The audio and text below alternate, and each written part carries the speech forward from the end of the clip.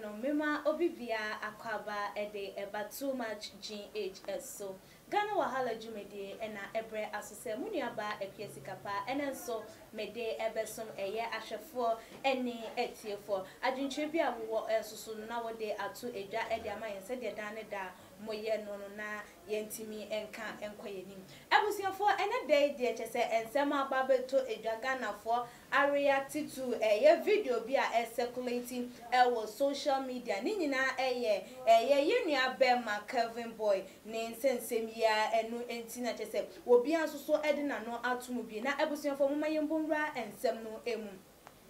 Area Ghana for say the amonim no Kelvin Boy eye nyumtuni a oye Afrobeat star and din ankasa Kelvin Brown and so ni stage name there Kelvin Boy no na wodi edi ni dwuma bebre na branche say the mamro no na ebo mea wodi ahetia ni eyi na ne dodo na enim say branche there or Stone Boy wono ana discover no de ne ba out ne ho nkọ ne ba nanso so no ye wo mu a ye tietie nsem also dan da wo interview ko stage ne ho nkọ ne ba de wo kan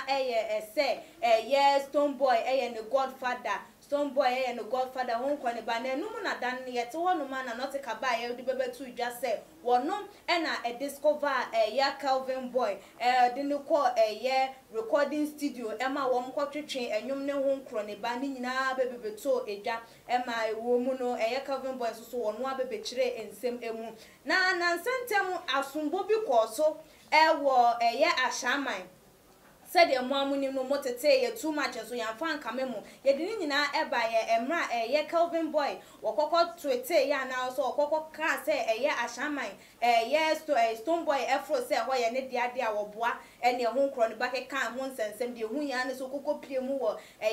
shop bi mu esu ye ewo na summa no ma chese ene enkrofo ba bonten bebeka say Stone Boy old bodyguard no ho nkro ne ba ena ayese na chese Stone Boy ni hu bi nsensem bisi basa ema court issues to crampo no na ebinom hu ne say wo mu enkonkosi no na enumu na ene dey video circulate sem Kelvin Boy wakwakwakoto a new cars mienu Benz ba ko na Honda ba ko achese dodo na esusu se nimsa suturo mienu emani hanhane na so ba ko pe na woje ye no hu se mra so se wo se wo pampa ne ho ma Ghana fo hu se wo no so wo honom odo se enwonto na wo to no to entertain na so wo so no ankasa no wo feel big na ebi enunti wa ye na adwen se wo no so kwakoto new car na ne Mercedes Benz no 2015 model and a Honda Civic SL so 2016 model la woto ye na woto we ye de also Ghana hanu ye de ya wo mo moto nyum dodo na wo car obi anka say nye ana say yes obi eyi wo toka enye bone na so abrante to ka we ye say de ogina ho bro car so be ka so eni obi aso say de si na so no say bia na chese odo no so de me makati na ne wo kire se ne watoka watoba kwama no watoba kwama ni crew ana said omo no wo mo enam nko ne ba e de akwakotu social media ne no na magana fo kasa wo na abusuafo moma yenkonkoshe video ne ye ba ye beto ensem no eso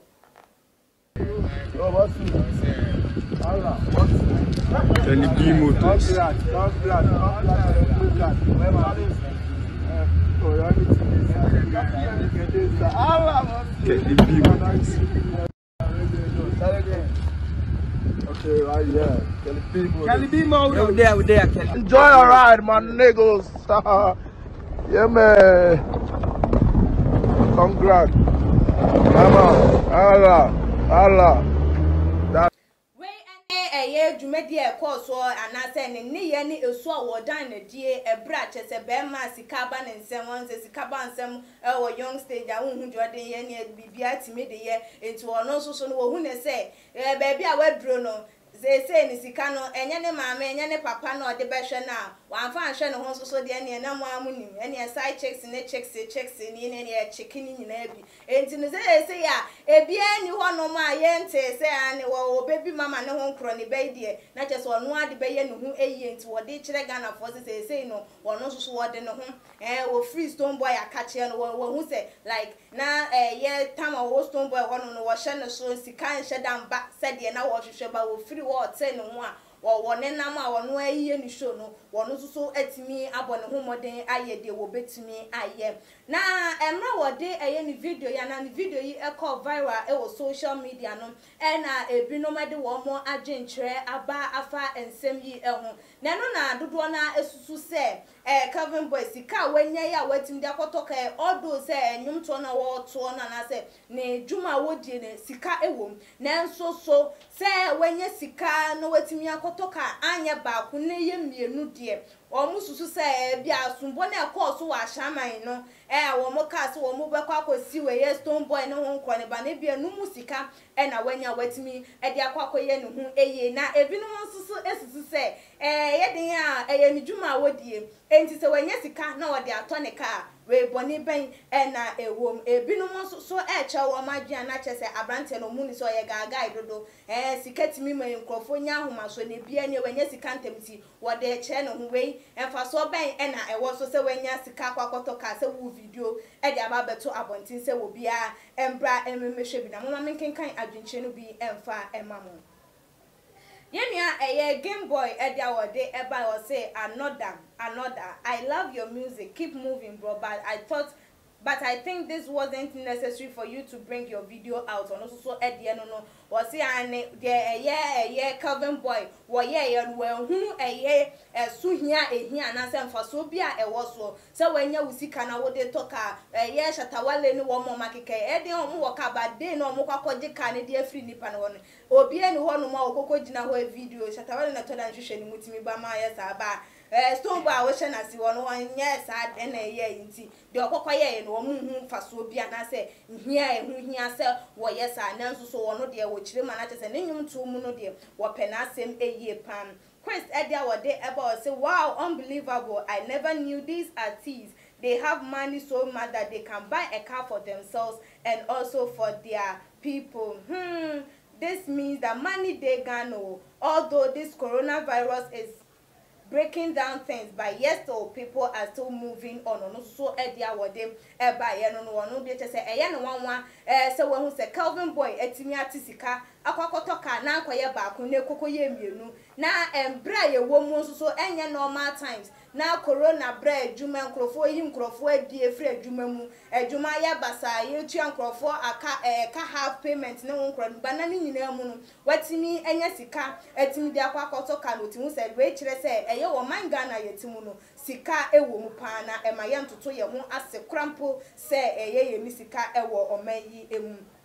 Gideon and so Edia wode eba ye say keep pushing young man, don't think about these worldly and materialistic things, focus on God and everything will be well. No so Edia wode eba ye eno wo hu ne say ye abrante no wo betimi aye nyoma wo betimi akon enkoden ede akonanim ni nyinam eye nani a wodi besi nyankopon eso na wase nyankopon ho ahobambo ne ahoden na eno etimi edi ede aboa no nemom wo ye na agense wo bedi say bia wo ye hit wo ye yi star ent no wo ye de wo pe no wo de nani edi entade fashion and a cars ne ho nkro ne badia ene obehunu say ebeduru mire bi no ne ho betimi ache na to the extent so obetonton sa ne mani nyina abra wantimi anya bi papa bia ama ne kra enti ono de wo de futuom ena ema eye Calvin Boy say ewom se wunya sika ene wo se wuye ohun yie I feel good pampa wo nemom no wo ye no nso na wadwene wankasa won kra enkwagye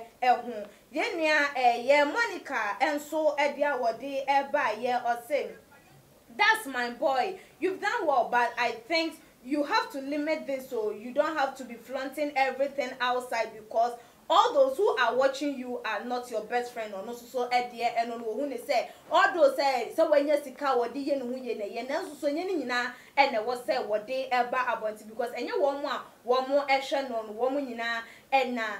don't know ebusia form we ene eye ensem no bi adwentwe no bi a eba ye efa Calvin Boy ni video a circulate emra okogina eye baby a ye ton cars no okoko yi mienu a ono a wo pe Benz ene Honda Civic okoko yi ya wo pe na afe wo ye o show say sika kasa ne won kwaniba ne dodo na kire wo madwen e de afa ho won so wo fi den e na wo dwen efa ensem yi ehun hia se bibia e na celebrity o ya wo de beba beto abontin se wo bia ehunu mu ebi ana se e wo se wo monye se de be hye eye enchirima na na se ye youth no enkwan ama mo so aye adwumaden apemako wo manu no mahunu se adwumaden betimi ama wo mu enya de wo mu epebia se de wa adwen esi eche wo febia fabra e wo to ma GH comment section ebiom nso betimi follow yen e wo ye Instagram page @tomagh_. Subscribe to the channel no sa wonye ya chef ma abusuafo ene adofo no mi amede adwumade ho chia mi midin